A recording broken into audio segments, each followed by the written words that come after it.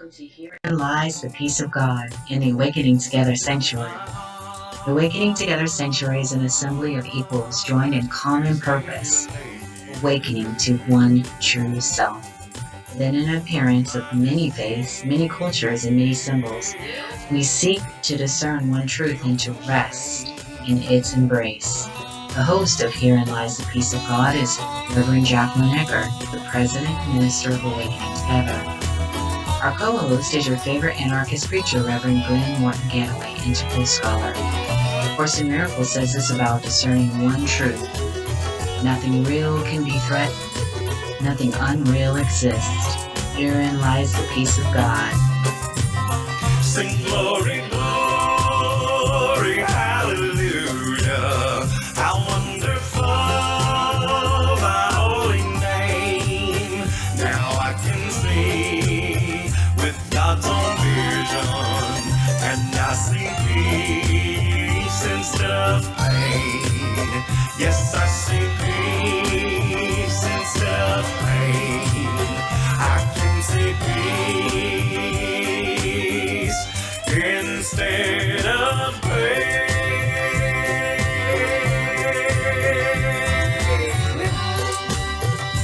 Amen.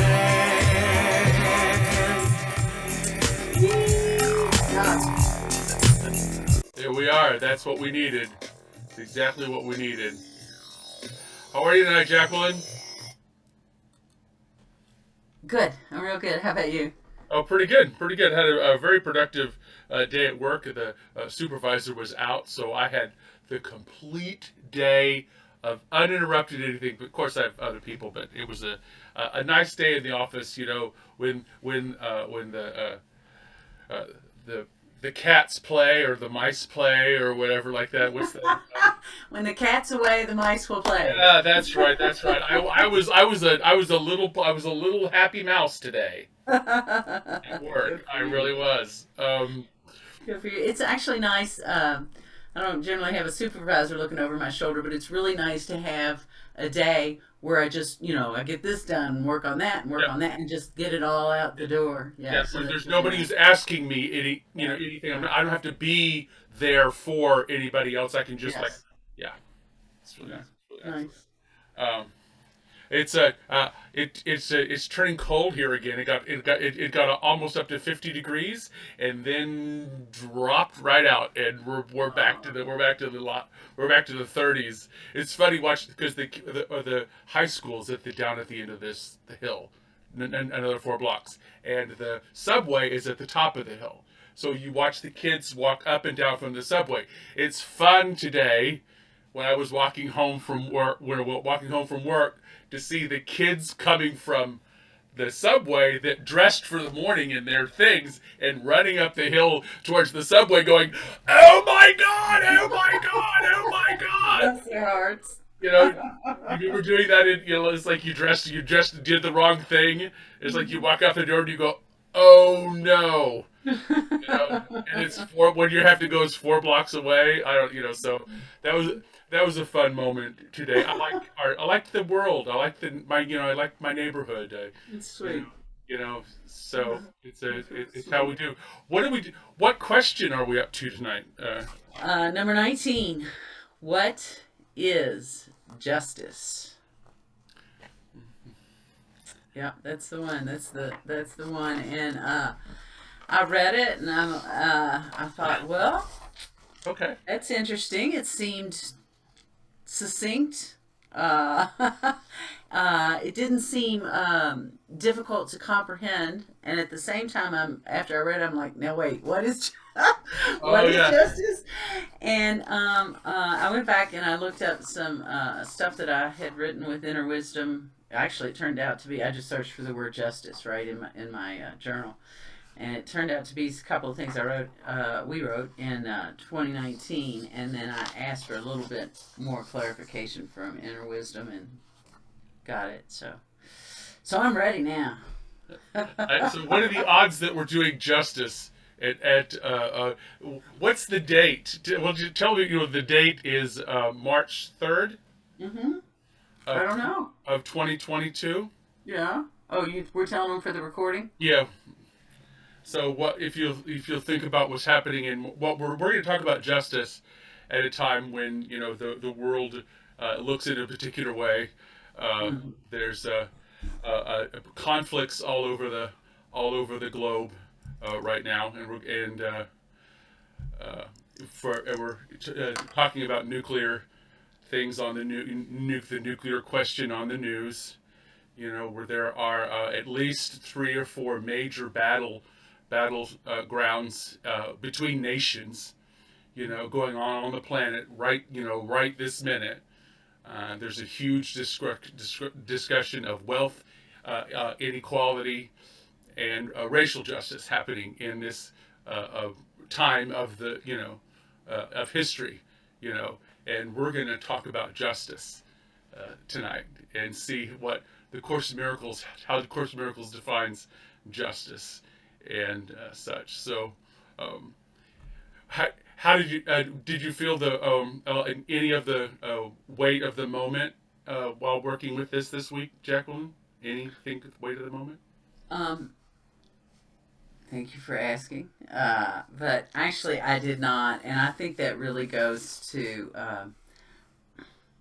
I think that goes to the heart of what's being said, basically, and the heart of the name of our program. Nothing real can be threatened, and nothing unreal exists. Herein lies the peace of God. Yeah. And the notions of the notion of injustice is just another Pink Floyd singing in my head, brick in the wall. But fundamentally, yeah. I mean, because it's just another facet, I guess you could say, of the illusion. But all facets of the illusion show the same thing. They show the illusory nature of this world, which is built on separation. Mm-hmm. So while it appears that there's justice and injustice within the world, those are really concepts that, frankly, neither of which take you any closer to an understanding of the truth, because the truth is undivided oneness, and in an undivided oneness, those terms, I mean, are laughable. Mm-hmm. They're laughable because, I mean, because oneness can't be just or unjust unto itself. If there's only one thing going on here, who do where are the winners, where are the losers? There's no such thing. I think the word she uses is unthinkable. Meaningless and unthinkable. Meaningless, but, meaningless. So it's just like you can't pick up. She points out very clearly. We're gonna, and I get to read this time. So she's going to point out very clearly that you can't pick up, the polarities that we're deal with in dualities. You can't pick up justice without also picking up injustice. Yeah. Well, and where's the need, frankly? Right. Exactly. So what? So there's a larger sort of like meta of like why ask this question? Why is justice in the Course of Miracles? How do we, and all of that is a very interesting question. That's the larger question here. That's the one that I was aiming for. And I'm like, okay, I read that. What do you want me to do with this? Yeah, we're on the same page. It looks deceptively simple, but the reason why it's there is, I think, really, really, really beautiful. A way of understanding what she asks us to do in the third phase of awakening is seek only the kingdom of heaven. You think only the kingdom of heaven. Mm-hmm. To have, give all to all, teach, to have peace, teach peace, to know it, and seek the kingdom of God. So, without further ado, 10 minutes in, and let's see how I do reading this through. You'll do fine. It's 5 paragraphs. It's okay. Yeah. So don't worry, everybody. We got 5 paragraphs. I will be reading a little bit slower, but we did 11. We've done 11 for like a couple of weeks in a row here. So then we're gonna chop it down. But it's a little bit. So see if you've remembered anything. There's a reason why justice comes after a discussion of projection, and all of this. So there's a reason why that. So we're gonna talk about. We're gonna see if we can make some sense of that. Thank you. That's an excellent point. Thank you. So You're here. Yeah. Hey, I'm sorry, I don't mean to be looking over your shoulder reading your notes, Jacqueline. That's not my intention to steal your thunder at all. No. It's funny. I'm like, oh, that's how that makes sense. Go ahead. Okay, so this is a Course in Miracles manual for teachers. So I call it Chapter 19. Some places call it Section 19. The question, and the format is a question and answer, like you talk to your guru. The question is, what is justice? She begins. Justice is the divine correction for injustice. Injustice is the basis for all the judgments of the world. Justice corrects the interpretations to which injustice gives rise and cancels them out. Neither justice nor injustice exist in heaven, for error is impossible and correction meaningless. In this world, however, forgiveness depends on justice, since all attack can only be unjust. Justice is the Holy Spirit's verdict upon the world. Except in his judgment, justice is impossible. For no one in the world is capable of making only just interpretations and laying all injustices aside. If God's Son were fairly judged, there would be no need for salvation.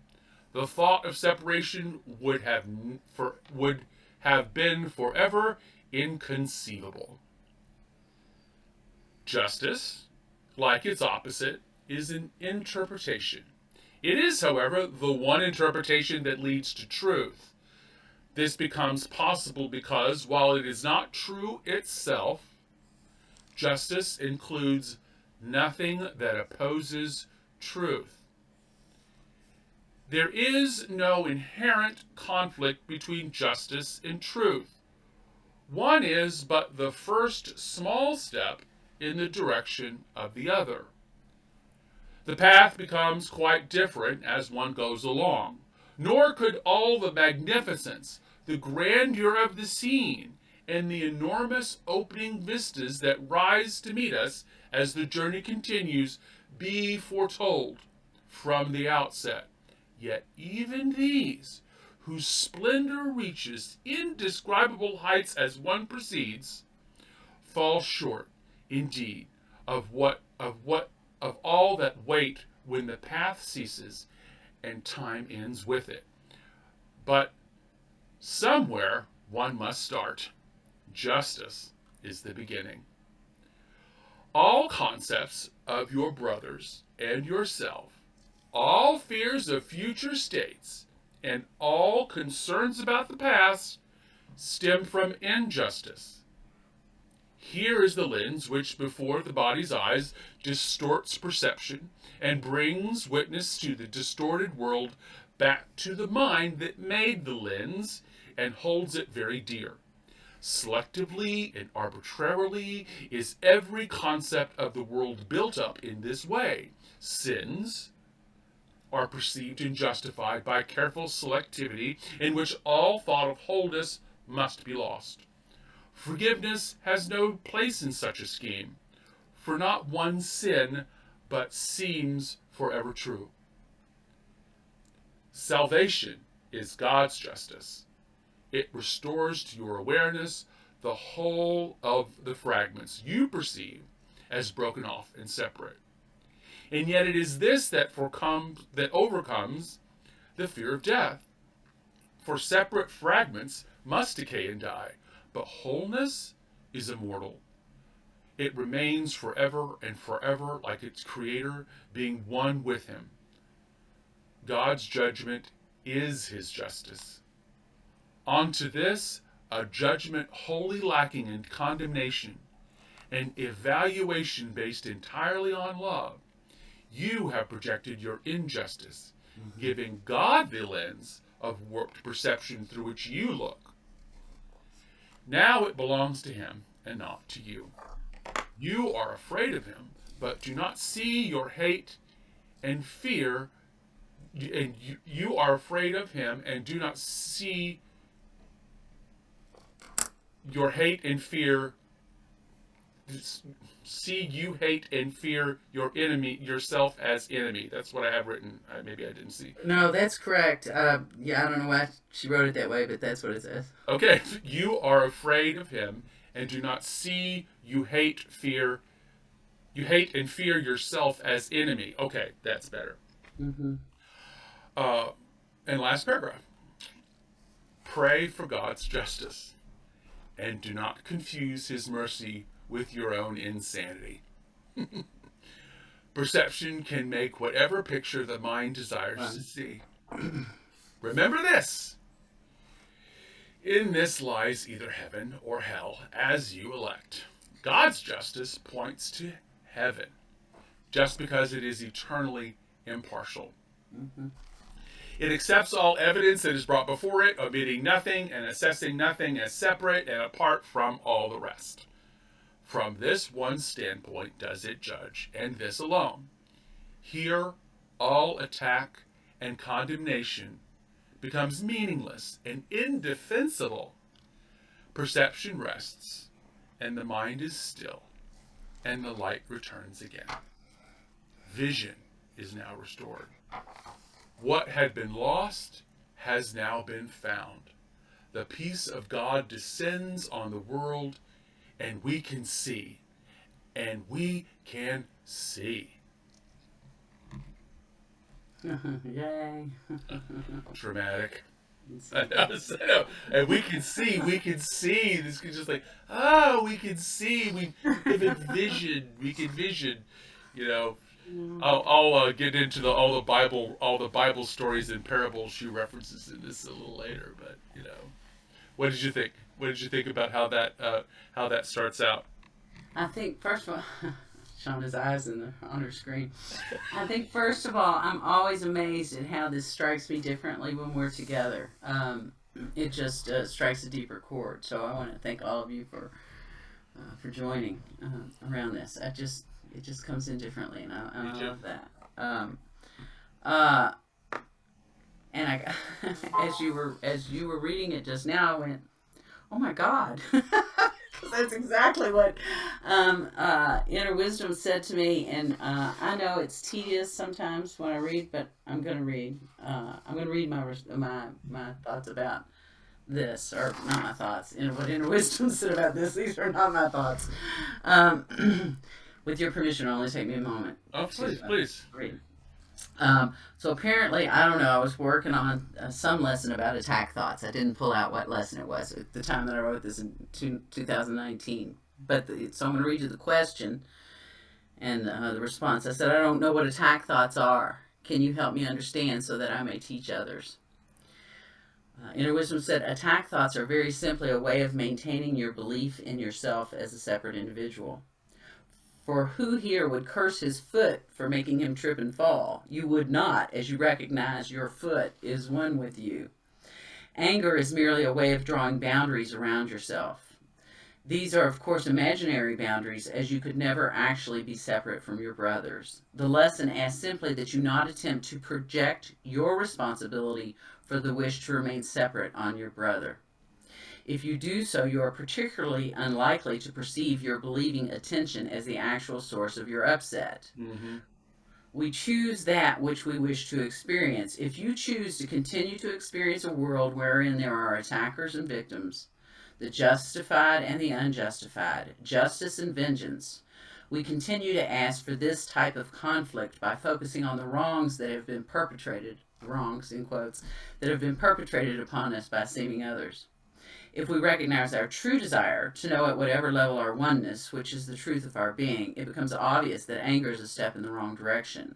We focus on the anger thoughts in our minds, no matter how slight, so that we can see how we continue to play out an old wish to see something other than the truth.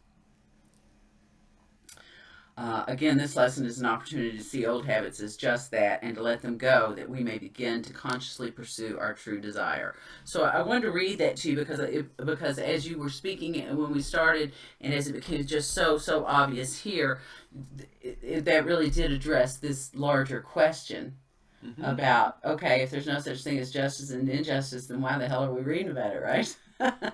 and again, it's because it's really to bring our attention to that projection that we're doing, and that projection is simply a device that we employ in order to keep this sense of separation alive.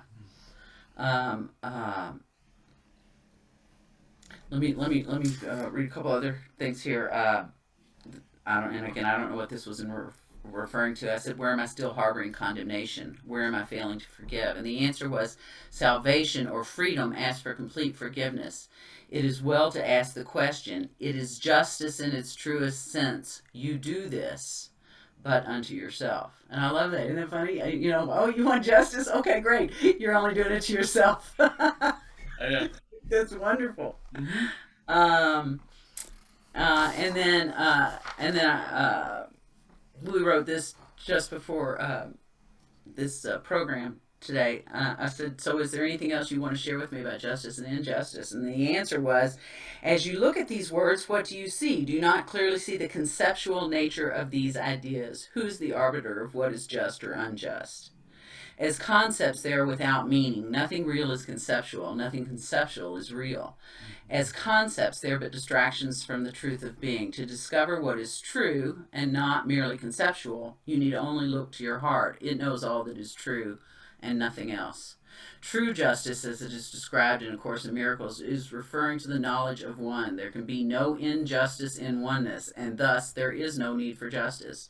Beingness, oneness simply is. Any thought of either justice or injustice indicates that something need be different than it is. This is clearly a mistaken perception. All is well as it is. So, anyway, that's what I got to say. I really thank you so much for that, because I hear the need to understand what justice is, so we know how to act in the world, or I know what to do with my attack thoughts. I know what to do with my anger, because a lot of what's going to happen is I need to pursue justice for, whatever, and that's even a placard that we hand up, justice for Brianna, or justice for Floyd, or justice for we hold this up as if we need to make it happen. There's something that we're not doing that's we're not producing justice. Like it's my job to create it or disallow, or destroy it. So the concept you're speaking to exactly is this: the entire paradigm of the way we even conceptualize or think about justice isn't helpful. It's not even helpful for what we say we have a desire to do. Doesn't even meet the criteria of doing the thing that this needs justice. That feeling of I'm not experiencing justice in this. Yeah, how do I bring about justice in the world? Well, you don't have to. Right. I know, it's beyond your pay grade, sweetie. It's really beyond your pay grade, But it's something that, and this was really, really delicious for me. It's something that we do. It's something that we do. It's something that we are. It's the completeness of it. It's us being absolutely, authentically the children of God, and the question doesn't come up. It's like I don't have to pull weeds when I garden correctly. Correctly. Or if I garden according to the succession of things, I don't have weeds to pull out because they don't show up. Because that's when a weed shows up, it says there's something missing. And if you can look at the weed, it says this weed is growing here because I lack nitrogen. If I fix the nitrogen, the weed doesn't grow. So it's the weed's not. You're not mad. How could you possibly be mad at the weed? The weed is answering the question that. Well, listen, I love this part where she talks about selectively and arbitrarily is every concept of the world built up just this way. It's like, oh wait, that's injustice. Well, what about, it's the same thing about taking the law out of your own eye. It implies a judge that we all know and believe and understand and agree, and an unchanging, always right judge, and that's weird. Well, it simply doesn't exist, nor could it. No, I know. Because the only judgment is all is well. Right. All is well. Right. Everything's cool. So she says in the very first paragraph, she brings in forgiveness. What's the main tool of A Course in Miracles in order for us to let things be as they are? My own forgiveness for the desire to use magic to transform the world instead of letting it be what it is and I bloom with it. That's there's those two, what the Course calls two. So another concept from that I'm beginning to work with, and that was really helpful with me, is the idea of justice implies that we have arrived somewhere. We've taken in all of the stuff that we needed to, all the relevant information. We've created a program or a way of taking responsibility or an action that we're asking this person or group of people to take, and we've arrived at somewhere. And so this idea of being in the moment, of being the arrival of not needing to anything missing from it. Like the moment doesn't need to be corrected. This idea of arriving where it's one instead of having to go grab it's like a hole, go grab everything and pull it into the hole. When you ever have Yeah, I was just going to reference, what came in my mind as you began speaking was that, I don't know, somewhere here in the Course it talks about sin as an adjustment. Yeah. Yeah. So you think that you've got to adjust your actions, adjust the world, adjust other people to comport with your interpretation of what's going on. I mean, which is exactly what you just said about the whole magic thing. But, but no adjustment needs to be made. No, and to have justice means getting out of the way, and forgiveness being getting out of the way. Exactly. Yeah. Being able to let the absolutely beautiful inherent justice that already exists flower in the world. What would it take for justice to flower in the world? For me to act and believe and take action on what I know is true. I'm loved. I'm one. I'm connected. There's justice is like it becomes meaningless if you're acting and you're in the moment and everybody's doing this. This idea of justice becomes meaningless. I always wondered about being a mother. I have a 39-year-old son, but I always wondered about like Jeffrey Dahmer's mother or Charles Manson's mother, or if you love your child, you love them unconditionally. You just do. And so if I were the mother of Jeffrey Dahmer, if I were the mother of Charles Manson or whomever, I would still love that child. And so where's the justice? The justice is that love, that unconditional love that is what we all are. That's all. I mean, there's no retribution needed or given.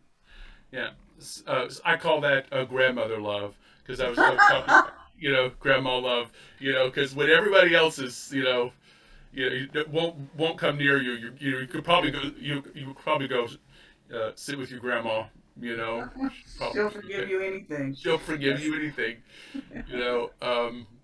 So she gives us a fork in the road, and that's she says, oh, it's all about interpretation, isn't it? Either you're going to take up the job of being the interpreter, or you're going to give the interpretation to something that actually is useful at it. That's something that, like the Holy Spirit. She calls the Holy Spirit in chapter 6 the translator. to of reality, and this translator is able to use all your rotten and ignorant thoughts in order to get you to turn towards the light and learn the lessons, like you were talking about, the projections, learn what I don't know, learn what's causing me suffering, learn about how I'm stumbling, learn of where I don't see the oneness, learn of that and do something about it. And what I love is she gives you a promise. She goes, if you can do this, if you choose the right interpreter, she says, enormous vistas will open up for you. You can see better. You can see clearer. You can see farther. There's less in your way of being able to see in the world. She calls these things the grandeur of the scene, splendor reaches, indescribable heights. Is that she promises if you will choose the right interpreter of justice, then these are the qualities that come with seeing, with vision. It's really extraordinary. So go ahead.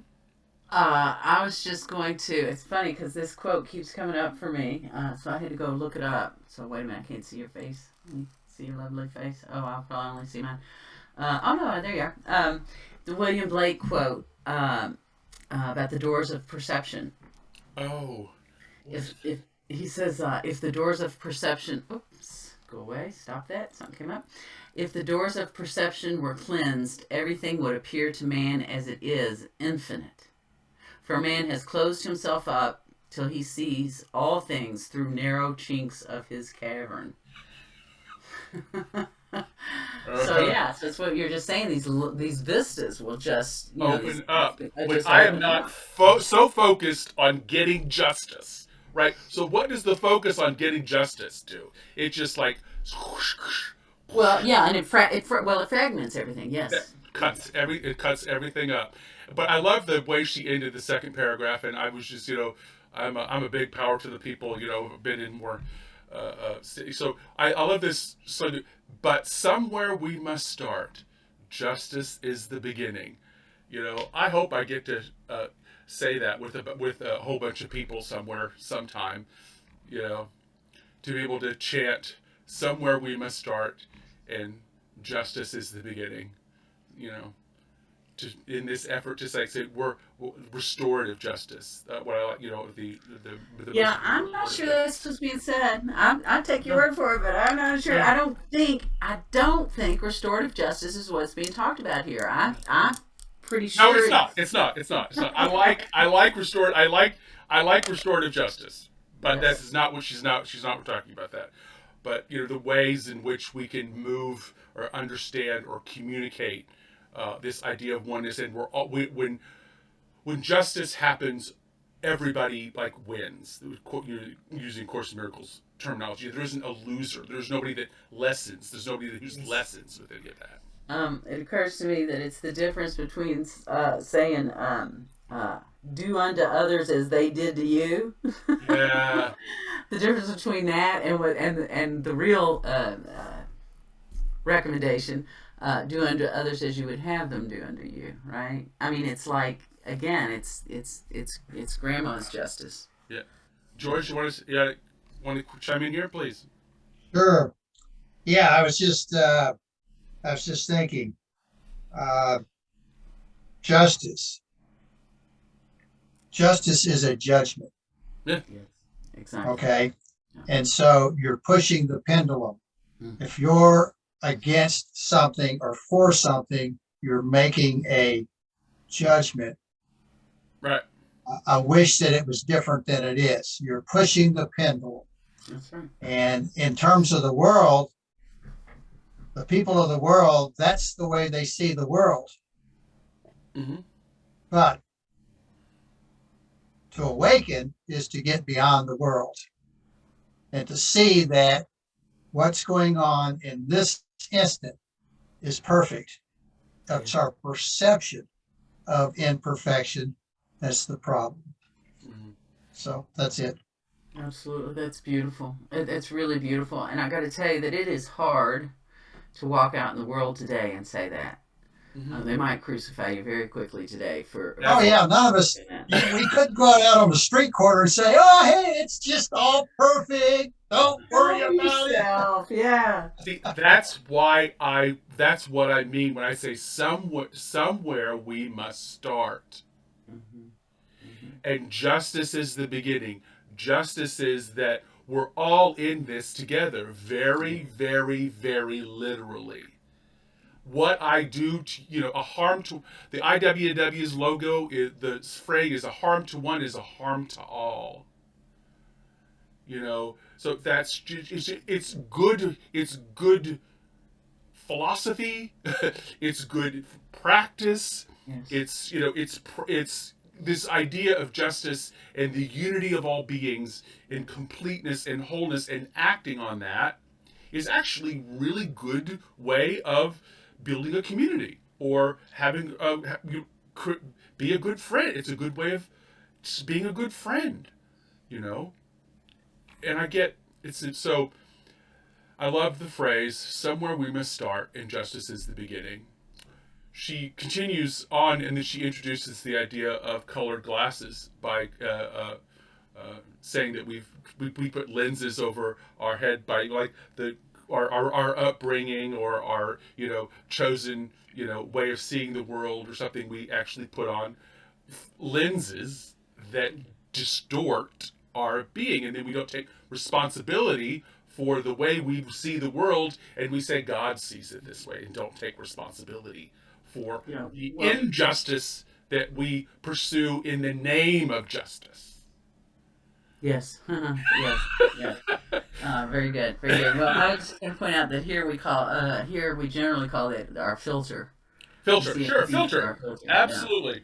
But I appreciate that. Yeah. I appreciate that. It's that idea of retribution, right? It's that whole thing. It's that whole death penalty argument. Oh, you're going to show people how not to kill by killing them, right? Right. And the statistics are in. Even it doesn't do what it's promised to do. Yeah. It doesn't have the results that we did. Why we would do that? Why would we would try to get it? Those results. So we're not even honest about the way that we even know the world works. So go ahead. I'm sorry. Well, no, I think that's brilliant. And then that next paragraph, or continued in that paragraph, is that whole idea, because we believe that this is the way things are, justice and injustice, and primarily injustice. If you believe in justice and injustice, injustice is going to be much larger than the justice part. And then we project that onto God. And we go, oh, I'm not perfect. Remember that time I did this, and then I did that, and then I did that. Boy, am I going to get it. I mean, that's the existential guilt, or the I am bad belief, right? And we're reinforcing that by continuing to entertain and embody these notions, these concepts, and that's all they are, ideas of justice and injustice. We continue to make ourselves guilty, make ourselves believe we could be guilty. And then we project that onto the big guy in the sky. It's going to flash us all down at some point. So we do that. We says, oh, well, I know God and God condemns that, whatever that is. So now I get to condemn you because. Yeah. Well, there's that. And so it's a way of creating lesser humans. It's a way of saying the violence against you is justified because your God has deemed you in need of justice.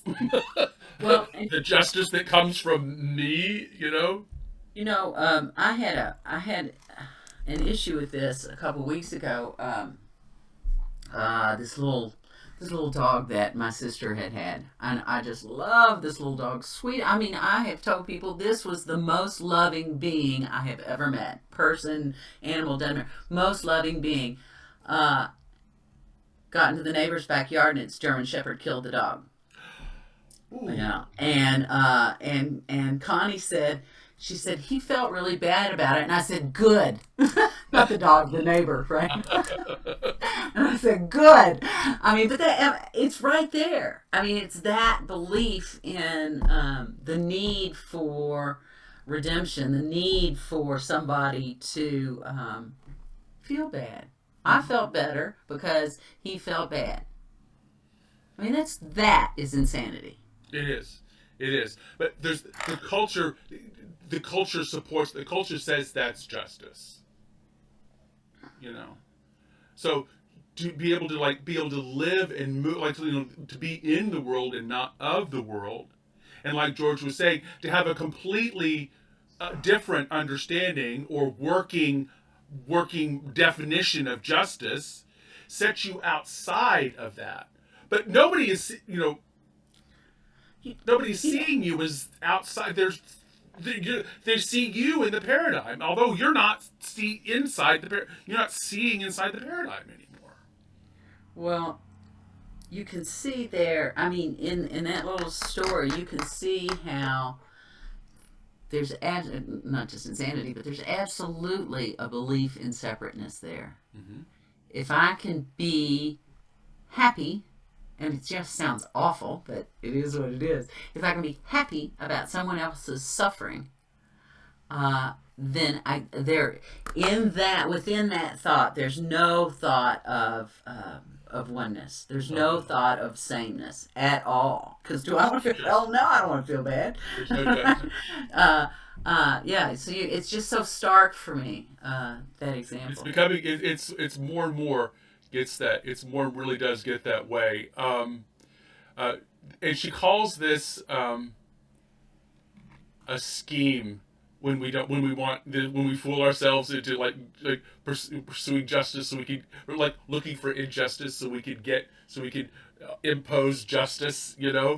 She calls this a scheme. I love that. So it involves planning. It involves, contrivance. It involves propaganda. All of these things have to be in place, and and perpetuate and support this scheme to level the playing field or to even the score. Even the score.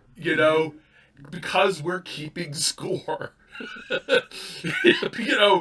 It's the whole thing. The paradigm. You can't talk about any of this without entering into a dialogue about who is more or less human, or who is more deserving of suffering or not.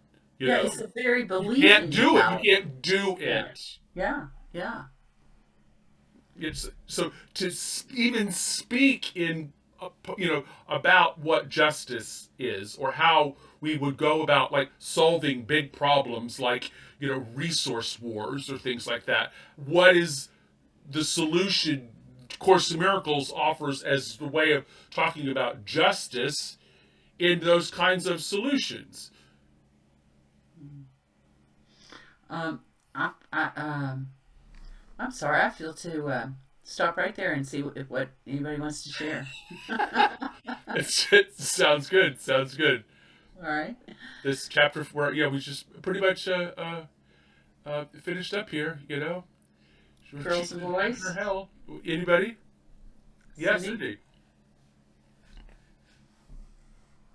This tired self is happy to be here. We're glad you're here. I do have a question. So I love the dog story. Yeah. I don't love that the dog was killed, but that you noticed it. So the question I have is, what did you do when you noticed it? Yeah, well, I just did. So you said I'm doing it. No, seriously. Seriously. At the time, I mean, I think I said that to Connie, and Connie was like, ah! And I'm like, well, blah, blah, blah. How I feel.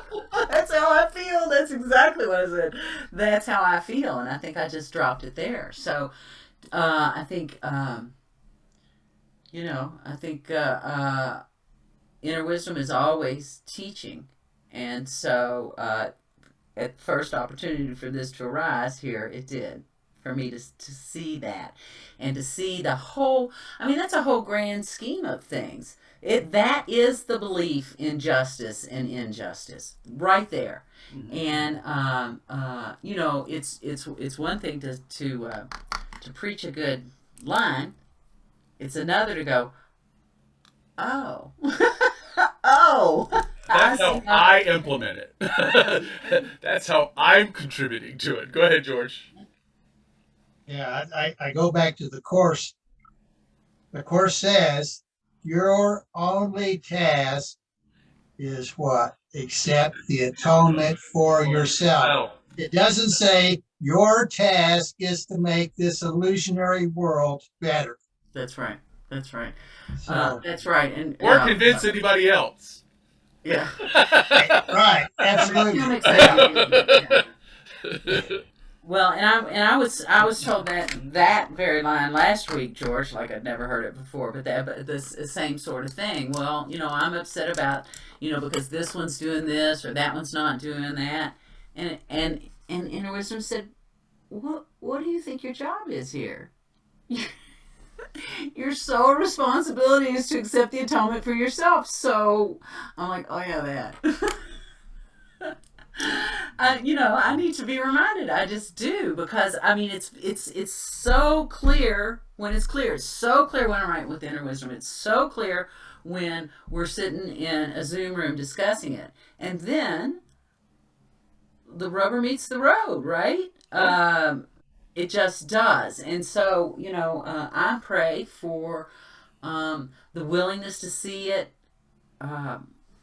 when it's presented for me to see. That's all I can do. I mean, if the thought's nowhere in the mind, then it's nowhere in the mind. But the ego will agree. The ego says, well, yeah, but. Yeah. Yeah, but it's different when it's the most loving dog that was ever existed. Of course, it's different. Yeah. Well, I can. Okay, go ahead, Yolanda, please.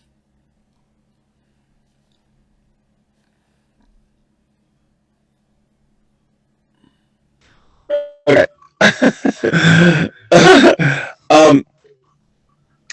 I'm not sure how to ask this question, but and I don't mean it to sound.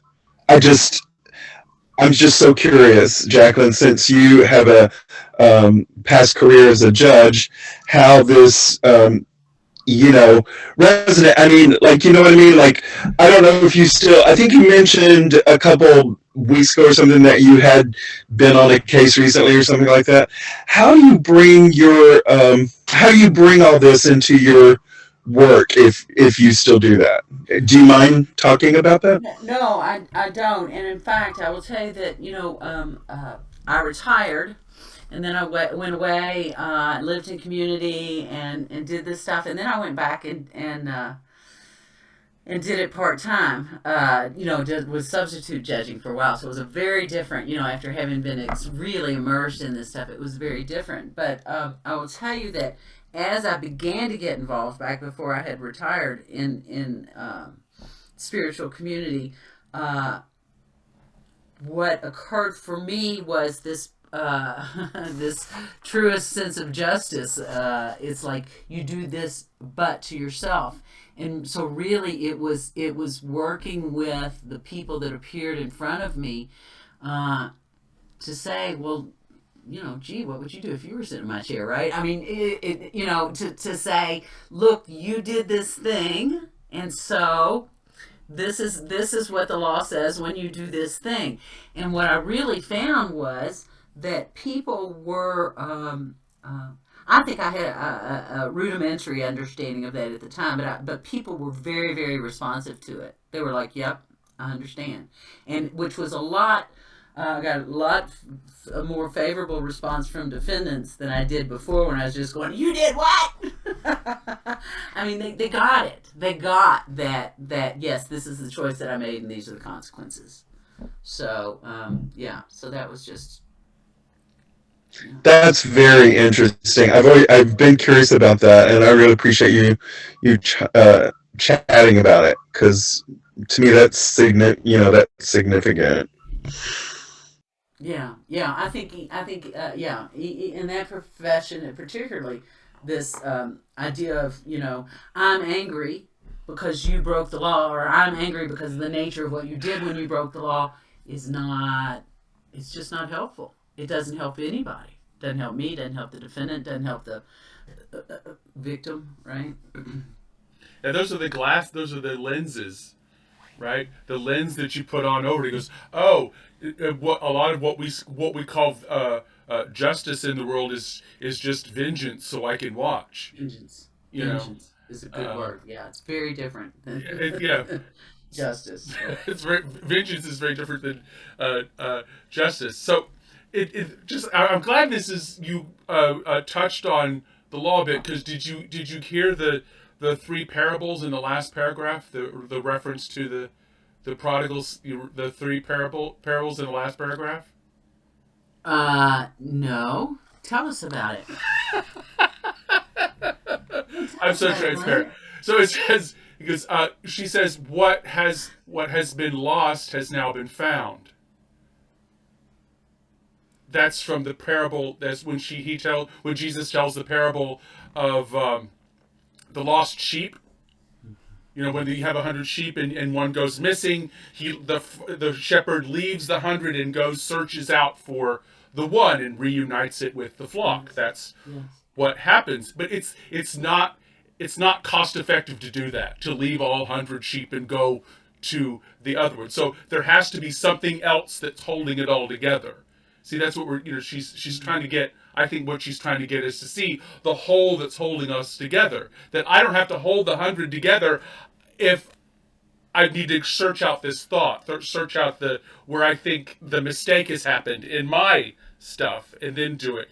And then she tells another one right after that about the prodigal son.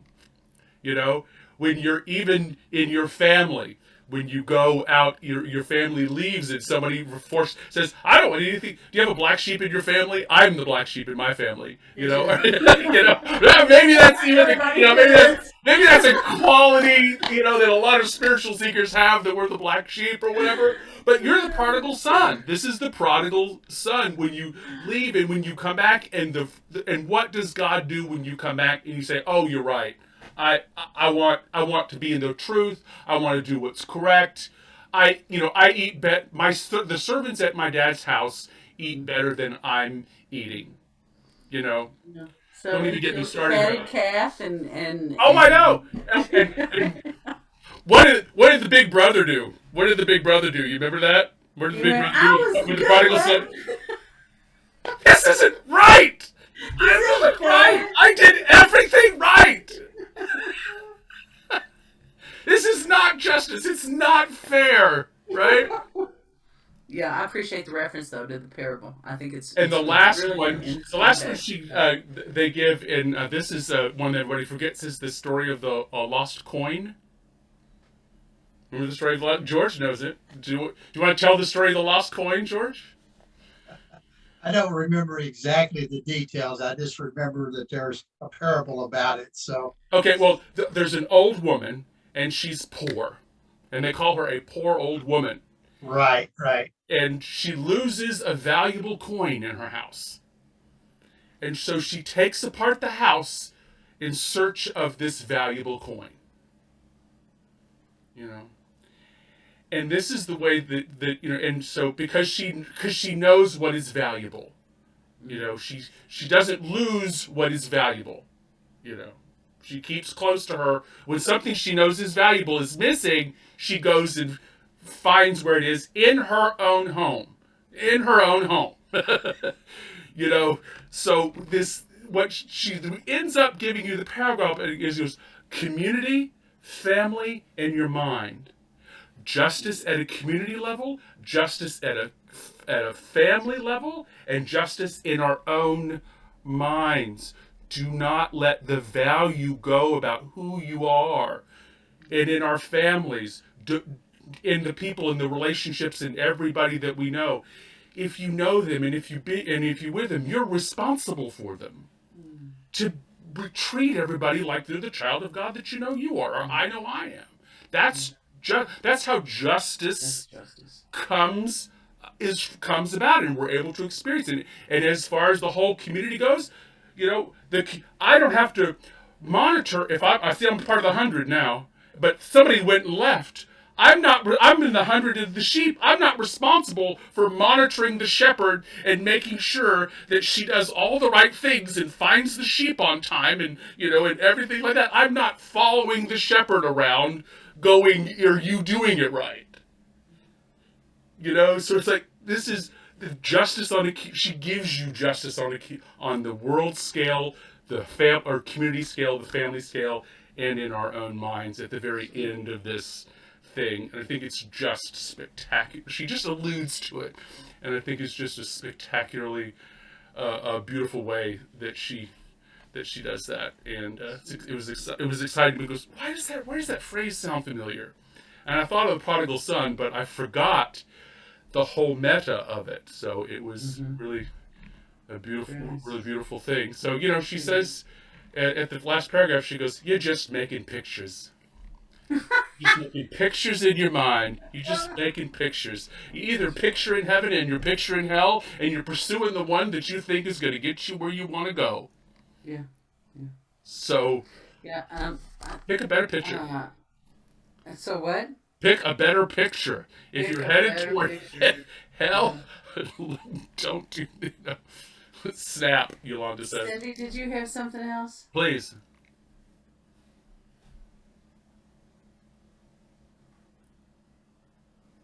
Well, we were just sharing about two of Regina's parables, and the one that's coming up for me is all these boys coming home from Comic-Con, needing to take off their clothes, right? They're all superheroes all day long in their costumes, and then they come home with mom, and mom says, I want, when you're my sons again, come for chocolate cake and milk, right?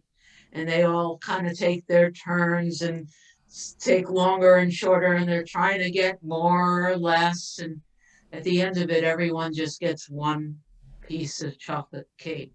Yeah, the one kid says, I was here first, I should get 2 pieces. Another kid says I'm the oldest, I should get 2 pieces. I worked the hardest to get right. But the thing is, I'm listening to all of this, and I'm holding that and the other parable in place. But to me, the key for me is the fact that all of those boys got one piece of cake. They got it, as they showed up, because everything in the world is quote unquote meaningless. It only has the meaning we've given it. And when this world ends, everything that is done for the purpose of form is also meaningless. So whether or not it's justice in whether or not we stand up and hold signs, or we go, I just saw Jimmy Timon is at the Poland-Ukraine border right now, giving out little stuffed animals, getting ready for his prayer for peace. And what it doesn't, literally, ultimately, that parable reminds me that when I get still and I remember everything I see is meaningless, then truth works through me. And sometimes that means holding a sign or marching for peace or doing whatever. But my job is to accept the atonement and know that it's never the form. Yes. Amen, sister. Somewhere we must start. Justice is the beginning. Somewhere we must start. Justice is the beginning. So, thank you. We appreciate this from y'all. It makes a big difference. Yeah. You hear it differently when it's read in a group. You hear it differently when there's more people around. Justice is a group activity. Who knew? Who knew? I ask you, who knew? So let's see if I can manage to play us out.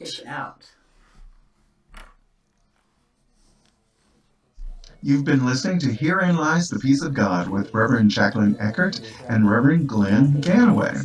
To find out more about Jacquelyn and to donate to Awakening Together Sanctuary, go to www.awakening-together.org. To find out more about Glen and to donate to the Mighty Companions Ministries, go to www.glenganaway.com. That's GLENGANAWAY.com.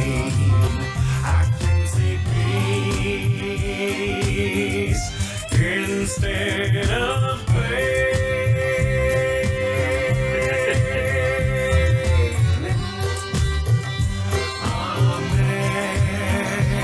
And that is the show. We appreciate your practice. Keep it up. Bye, everybody. Love you. Good night, everybody.